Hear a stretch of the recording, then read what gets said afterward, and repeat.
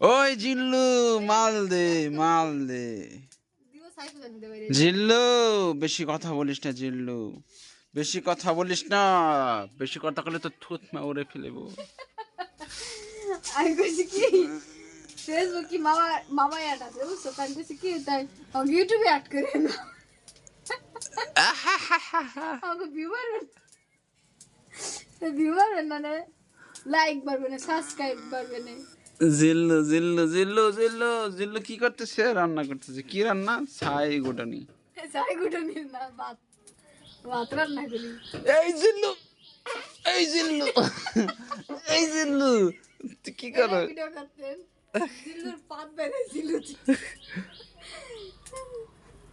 ওই যারা জিল্লু, জিল্লু সে কি করতেছে? আইসক্রিম খাইতেছে।